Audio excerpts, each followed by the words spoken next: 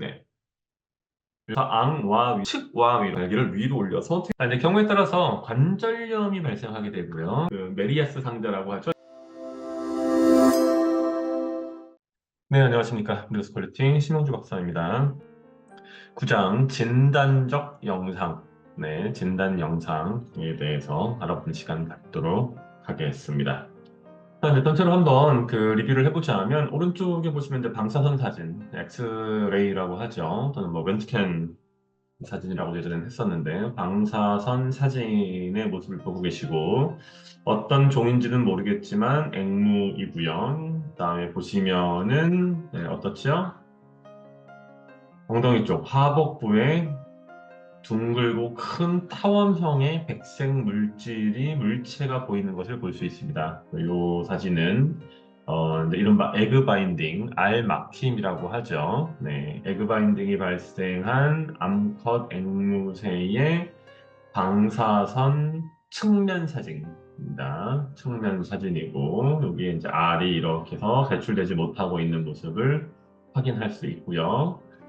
자, 이 장에서는, 이 챕터에서는 방사선 사진, 그리고 내시경, 복강경을 포함한 다양한 방식의 내시경, 마지막으로 초음파까지 총 3가지에 대해서 앵무새에 어떻게 적용되고 있는지 간단히 알아보는 시간 갖도록 하겠습니다. 항상 제가 주의를 이제 드리지만 여러분들은 수의사는 아니고 이 촬영, 비디오 자체가 수의사를 대상으로 하지도 않습니다.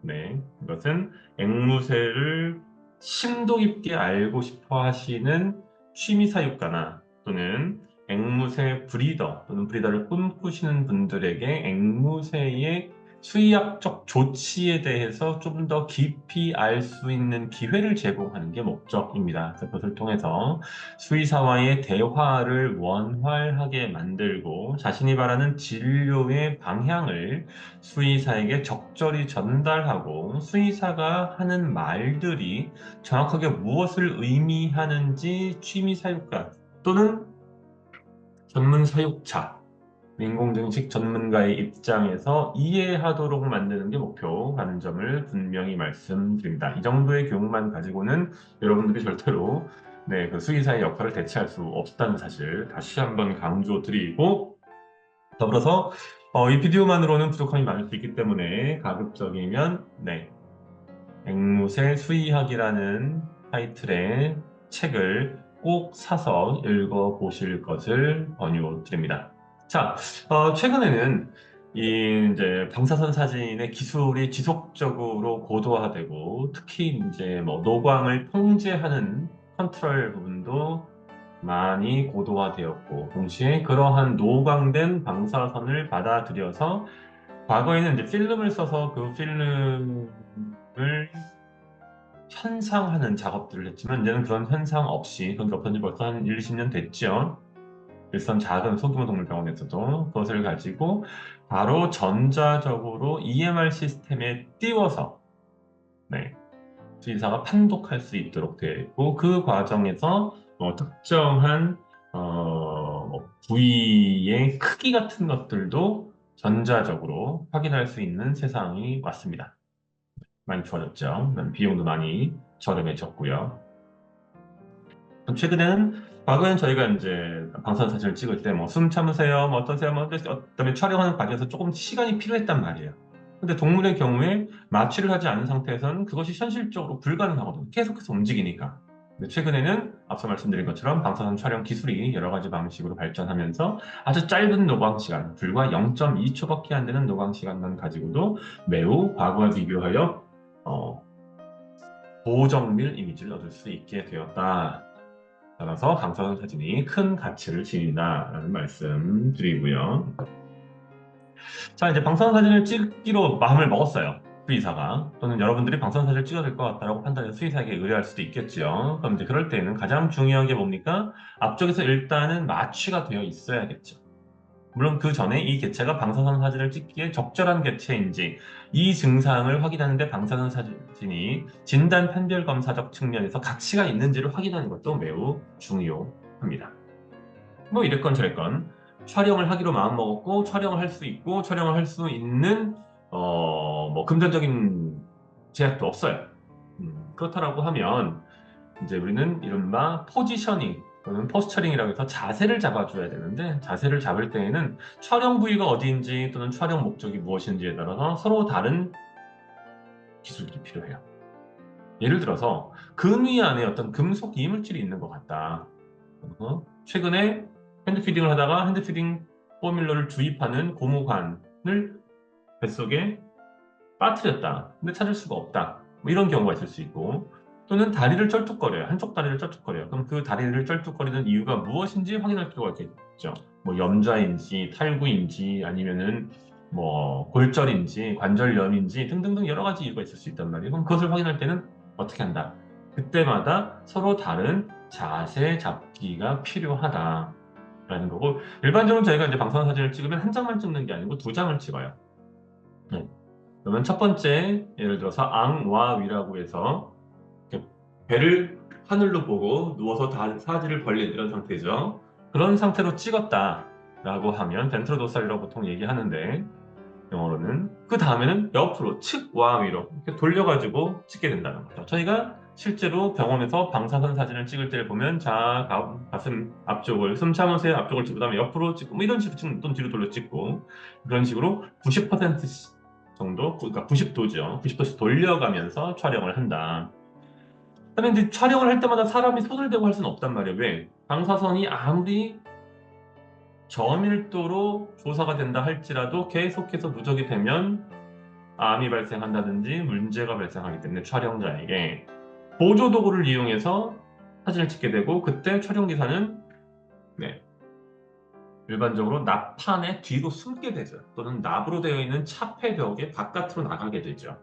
그럼 이제 이런 보조 도구, 보조 도구는 여러 가지가 있어요. 떼기 쉬운 테이프 같은 것도 있을 수 있고요. 또는 굵직한 모래주머니가 있다만 하는 게 아니고요. 뭐 주먹 크기 정도 되는 또는 주먹보다 좀 더 큰 제 머리의 3분의 1 정도 크기 되는 모래주머니를 사용하여서 자세를 잡을 수도 있어요. 기본적으로 모든 촬영은 두 가지입니다. 하나는 측방상, 옆으로 찍는 거고요. 또 하나는 복배상, 앙와위 자세에서 위에서 촬영한다. 라고 이해하시면 됩니다. 이제 날개가 항상 문제가 돼요. 날개는 저희 팔도 그렇지만 구조가 매우 복잡하단 말이에요. 뼈가 많이 있고, 그다음에 깃털도 있고요. 깃털의 그 두께나 굵기나 앵무리의 경우에는 뼈의 굵기나 별 차이가 없는 경우도 있어요. 발가락 뼈의 굵기하고 깃털의 그 뿌리 부분하고 별 차이가 없어요. 그런 경우에 깃털이 그대로 몸 옆에 붙어 있으면 어떻게 되겠어요? 제대로 촬영이 안 되겠죠. 네. 따라서 날개는 반드시 위로 펴서 닭을 잡을 때 보면 날개를 뒤로 잡아가지고 이렇게 잡잖아요. 그런 식으로 날개를 위로 올려서 테이프로 고정한 상태에서 촬영해야 되는데 이때 한 가지 이제 문제가 있을 수 있어요. 뭐냐면 이제 가정동물로 길러지는 대부분의 앵무새들이 잘 날지를 못해요. 어렸을 때부터 윙트레이닝을 했고 자신이 날 수 있다는 사실 자체를 잊어버린 경우가 많아요. 그냥 걸어다니고 뛰어다니고 굴러다녀요, 심지어. 그럼 이런 애들의 경우에는 날개를 갑자기 뒤로 펴서 과도하게 연신시키다 보면 골절이 발생할 수 있어요. 그런 부분들을 매우 유의하셔야 되고 수의사에게도 여러분들이 그러한 사실들을 인포메 줄 필요가 있다. 자, 지금 이제 보시면 이게 복배상 촬영이에요. 배 쪽에서 촬영하기 위해서 앙와위 이걸 이제 복배상 촬영이라고 하고 이걸 이러한 자세를 앙와위 앙망하다 뭐 추앙하다 할 때 그 앙자예요. 네. 무엇을 바라보는 그런 거고요. 누워서 이렇게 뭔가 이렇게 바라본다 해서 앙와위라고 한자로 표현해요. 이거는 이제 측배상 촬영이고요. 네. 옆에서 날개를 지금 보시면은 이게 지금 모래주머니예요. 네, 무게가 있는 모래주머니고 이 모래주머니를 위쪽에 이렇게 올려놔서 날개가 자연스럽게 펴지도록 하고 발 같은 경우에는 스카치 테이프로 붙여 놓았고 여기에는 마취 상태이기 때문에 지속적으로 양압호흡기가 안으로 들어가서 호흡을 유도하고 있는 상태. 그 과정에서 머리가 흔들리지 않도록 머리 쪽에 살짝 거즈로 걸어서 앞으로 당기고 있죠. 그럼 그렇게 하면 이런 식으로 촬영이 되는 거죠. 지금 보시면 요 위에 이거 있죠? 네. 이런 것들이 날개를 펼쳐놓은, 눌러놓은 어떤 물체인 거예요. 자, 그러면은 측면으로 머리끝부터 발끝까지 거의 모든 것들을 다 볼 수가 있게 되고요. 이거는 위쪽에서 보시는데 지금 보시면 예를 들면 같은 사진은 아니에요. 이 사진은 아닌데 여기 프랙처, 골절이 있는 걸 볼 수 있죠. 매우 심한 골절이 좀 있습니다. 네, 골절을 확인할 수 있어요. 요거는 같은 맥락에서 이제 치과위하고 악마위, 복배상과 복배상으로 찍은 사진들의 실제의 이 내부 장기하고 이제 빗대어 보는 사진들이요. 뭐 여러분들이 이런 모든 것을 다 알 필요는 없어요. 여러분이 뭐 지금 수의사가 되겠다는 건 아니기 때문에. 하지만 이런 것들을 어느 정도 알고 있으면 수의사가 사진을 촬영한 다음에 설명할 때 이해하는데 훨씬 더 도움이 되겠죠. 네. 훨씬 더 도움이 된다라는 말씀을 드리고, 지금 보시면 이제 이쪽에 있는 게 폐고요. 네. 그다음에 지금 보시면 이쪽에 이제 항문이 보이고요. 대퇴골절이 대퇴부가 있고요. 날개가 있고요. 여기 척추가 쭉 지나가고 이 안쪽에 수많은 네, 내부 장기들이 있습니다. 이것만 가지고 여러분들이 보기에는 매우 어렵지만 이쪽에 지금 이제 꿀멍 폐가 있고 폐의 바로 아래쪽에 뭐가 있습니까? 지금 보시면 heart, 심장이 이게 지금 있는 거 잘 보이지 않지만 이게 이제 심장이고 여기서 봤을 땐 이게 지금 이제 심장이죠. 네. 그리고 이쪽에 있는 게 간이고요. 이쪽에 있는 게 폐입니다. 네. 이제 대퇴부이고요. 이게 이제 상완이고요. 여기에 경추부터 해서 척추가 이렇게 지나가고요. 이쪽에 클로아카, 흉배혈관. 그럼 요 아래쪽 바로 위쪽에 뭐가 있나요? 여기에 키드니, 신장이 있겠죠. 네. 그 신장 바로 위쪽에 이게 뭐겠습니까? 네. 기자, 근위가 되겠죠. 근위의 바로 위쪽으로 있는 것이 프리벤티클러스, 선위가 될 거고요. 네. 그 바로 위쪽에 있는 것이 여기가 간이 되겠죠. 이 정도가. 그렇게 해서 물론 저희는 훈련받은 사람들은 아니기 때문에 이것을 가지고 판단할 수는 없지만 그럼에도 불구하고 네, 이런 식으로 어느 정도 추정해 볼 수 있다. 이해하시면 되고요. 좀 더 세부적으로 들어가서 각각의 뭐 이를테면 호흡기계, 소화기계, 순환기계, 근골격계 등등을 진단 판별 영상상에서 확인하는 방법들을 조금 더 살펴보는 시간 갖도록 하겠습니다. 자, 지금 이제 보시면 이제 기관이 있고 그 기관이 명관 시링스를 통과해서 폐로 연결되는 과정에서 이제 1차 기관지가 있고 2차 기관지가 있습니다. 네, 이제 그러한 것들이 1차 기관지는 육안으로 확인을 잘 안 되지만 명관 같은 경우에는 그리고 기관 같은 경우에는 어느 정도 확인이 가능하다. 그다음에 이제 폐는 측배상이건 복배상이건 즉 궁중에 누워있건 옆으로 뭐로 누워있건 다 확인이 가능하고 지금 보시는 것처럼 이게 지금 이제 폐거든요. 폐는 마치 스펀지처럼 보인다는 거죠. 왜 안에 폐의 구조 때문에 스펀지처럼 보이게 되고요. 폐의 구조 때문에 이제 스펀지처럼 보이게 되고요. 그다음에 이제 기낭은 곳곳에 다 흩어져 있어요. 네. 이를테면 보시면은 검게 보이는 것들, 어둡게 보이는 것들은 다 기낭이라고 보시면 돼요. 이런 데는. 네. 전부 다 기낭이라고 보시면 되고요. 쭉 내려와서 만약에 여기 이제 이 개체가 여기는 건강한 개체인데 이 개체가 폐렴에 걸린 개체이다. 뭐 흔히 발생합니다. 나이 드는 개체 이건 어린 개체 이건 어린 개체의 경우에는 오연성 폐렴이 많고요. 오연성 폐렴이라고 하는 것은 이제 핸드피딩 과정에서 기관으로 이물질이 들어가서 거기에서 염증이 생긴 거죠. 썩는 거죠 한마디로. 이제 장기가 흐릿하게 보인다는 거죠. 이런 스펀지 구조들이 보이지 않고 뽀얗고 흐리게 보인다. 또는 밀도가 증가한다라는 것을 통해서 내부에 농양이 있는 것을 확인할 수 있다. 만약에 이제 기낭들이 있는데 이런 기낭이 있어야 할 곳에 그 기낭이 있어야 할 곳이 희뿌옇게 보인다, 불투명하게 보인다라고 하는 것은 어떠한 이유에서든 고름이나 또는 기타 체액이 차 있는 것을 볼 수 있습니다. 만약에 복막강 내에 물이 차 있다라고 하면 복수천자를 해야 되는 거죠. 핀을 넣어서 카테터를 집어넣어서 물을 빼줘야 되는 거죠. 그렇지 않으면 그것이 내부 장기에 압박을 가해서 이런저런 문제가 발생하게 되지요. 사망이 일 수도 있고요. 이제 심혈관계 호흡기를 간단하게 봤고 심혈관계를 보시면 지금 이거 보시는 게 심혈관의 가장 핵심은 뭐예요? 심장이죠. 여기 좀 심장이에요. 여기 좀 폐가 있고 이렇게 스펀지처럼 보이는 이 조직이 폐고요.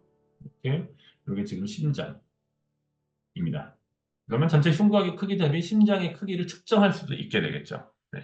심장 역시 뭐 양쪽 측면에서 다 볼 수도 있고요. 그다음에 앙화 위로 해서도 볼 수가 있습니다.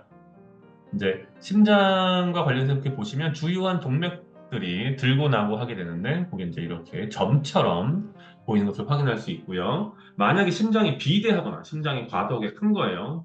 심실 비대나 뭐 심근 비대 같은 게 있어요. 그럼 비대가 있거나 또는 여기서 나가고 들어가는 주요 혈관들이 석회화되거나 또는 폐에 부종이 있는 경우에는 심장이 좀 더 명확하게 그런 것들이 방사선상에서 확인이 된다.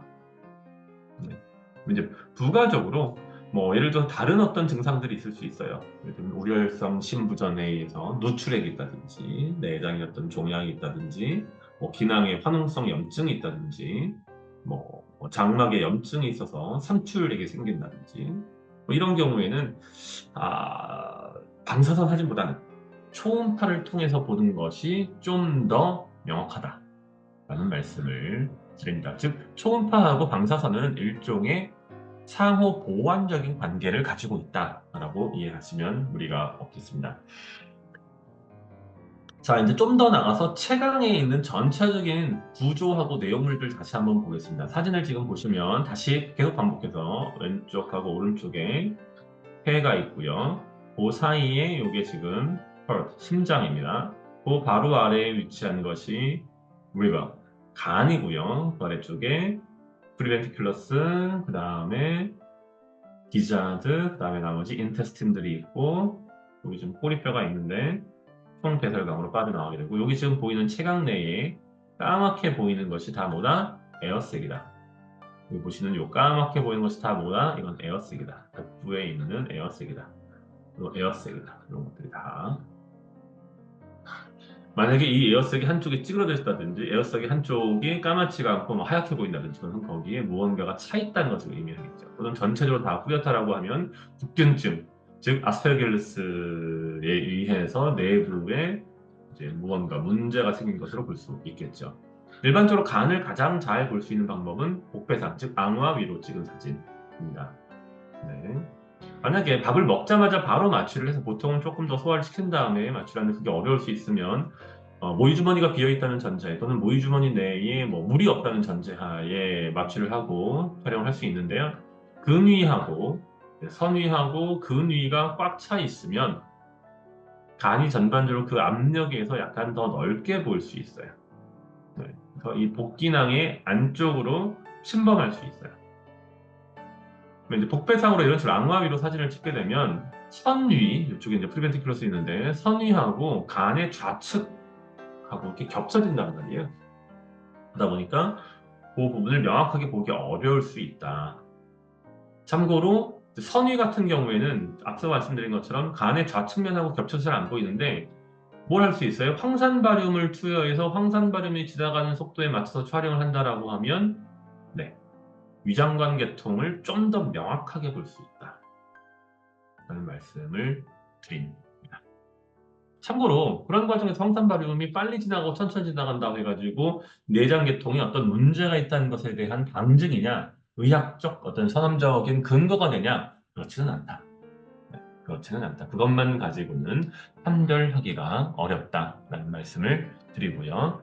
자, 이제 체각 내용을 계속해서 보면 근위 같은 거 지금 이게 조금 더 명확한 사진이죠. 이거는 측배상으로 측배상으로 지금 사진을 찍었고 측배상 사진이고 지금 이제 사진을 보면서 다시 말씀을 드리면 여기 지나가는 이렇게 보리 모양의 것들이 있어요. 네, 빨대의 주름 부위처럼 돼 있죠. 위로 올라가 보시면 어떤 사진이 있냐면 네, 여기도 보시면 여기 이제 약간 명확하지 않은데 목뼈를 따라 가지고 목뼈를 따라 가지고 네, 이렇게 빨대 주름 같은 그런 모습들을 확인할 수 있어요. 여기 뭐 여기도 보시면 빨대의 주름처럼 돼 있죠. 네, 이게 뭐냐 하면 트라케아, 즉 기관이에요. 기관. 네, 이게 기관이에요. 이게 기관이다. 라는 말씀을 드리고 그 다음에 이제 호흡 기다면 이거는 다 여기 보시면 렁이라고 써 있죠. 꿀멍 이게 다 폐입니다. 폐 조직이고요. 요거는 상완입니다. 사람을 따지면 상완이고요. 요거는 뭡니까? 골반에서 나오는 대퇴부라고 보시면 되고 여기가 무릎뼈이고 이게 정강이뼈라고 보시면 돼요. 이게 이제 발목뼈고. 그 다음에 요 위치에 있는 것이 지금 명확하게 잘 보이시는지 모르겠지만 점선으로 되어 있는 것이 심장이에요. 그 다음에 주요한 혈관들이고 동맥과 정맥들이고요. 네, 여기에 이제 에어색이 하나 있고요. 여기 키드니, 신장이 있고요. 여기에도 작은 에어색이 하나 있고요. 이쪽에 뽀글뽀글뽀글하게 라면 살처럼 정확하게 잘 보이진 않지만 이 사진상에서는 이게 인테스틴, 포장과 대장들이에요. 네. 그리고 이쪽이 뭡니까? 이 앞쪽에 뭐가 있어요? 모이주머니가 있고 그 모이주머니를 지나서 그 다음에 뭐가 옵니까? 프리벤트클러스 선위가 있고요. 그 다음에 이 선위하고 이게 지금 이제 모이주머니고 모이주머니 뒤쪽에 선위가 있고 선위 뒤에는 근위가 있어요. 근데 근위 안에 지금 그릿이 들어가 있는 거죠. 지금 뭐가 하나 보이죠? 네, 이것은 그릿이에요. 그릿. 이렇게 보시면 전체적으로 채강의 내부 구조를 어느 정도 확인할 수 있으시죠. 만약에 그릿을 평소에 먹였다라고 하면 사진을 찍었을 때 근위, 그릿은 근위에 머물게 되는데 근위의 형태를 명확하게 알 수 있는 이제 장점이 있고요. 다만 그것을 100% 맹신해서는 안 되는 게 이렇게 해서 이제 마취를 하게 되면 소화 과정이 잠시 느려지면서 요 근위 내에 있던 그릿의 일부가 선위 쪽으로 돌아갈 수도 있어요. 네, 그런 걸 좀 유의하셔야 되고 내장 같은 경우에 지금 한 덩어리로 뽀글뽀글 라면 사리처럼 있어가지고 명확하게 확인이 잘 안 돼요. 그다음에 이제 뒤쪽으로 가면서 총배설강 동내에 요산 덩어리가 있는 거가 분전을 아직 배변을 안 한 상태면 볼 수 있고요. 자, 신장 같은 경우에 이제 측배상으로 보게 되면 두 개가 연달아 있기 때문에 보기가 좀 어려울 수 있는 거죠. 이제 승식선이 좀 보이고요. 좀 더 들어가서 이제 사지 원위부. 사지 원위부는 뭐냐면 내 발의 끝 부분. 사지 말단부라고 하죠, 보통.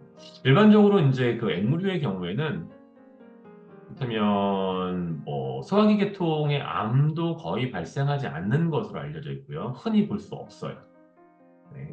특별히 이유가 무엇인지 모르겠지만 그리고 우리는 이제 골육종이나 기타 뭐 골과 관련된 뼈와 관련된 사람들은 종양이 종종 발생하는 것으로 알려져 있는데 조류의 경우에는 골 종양도 그렇게 널리 함께 보고된 바가 없어요. 뭐 발견이 안 돼서 그런 건지 아니면 정말 별로 없는 건지 모르겠지만.